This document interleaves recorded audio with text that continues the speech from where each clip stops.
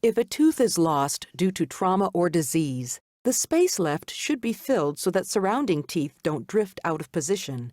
One option to close such spaces may include a fixed dental bridge.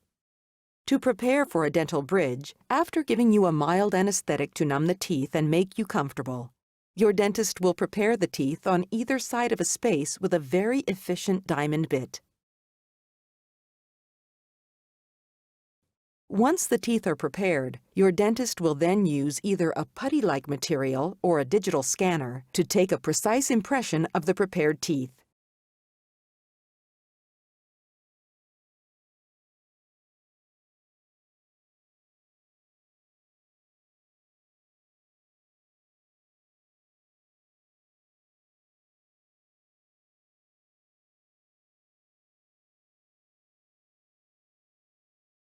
The teeth are then covered with a temporary bridge made of a quick-set acrylic material. The temporary bridge will serve to protect your teeth and gums at the bridge site for the time that your impression is sent to the dental laboratory to fabricate your new custom bridge. On your second appointment, your temporary bridge will be removed and the final fixed bridge installed in its place.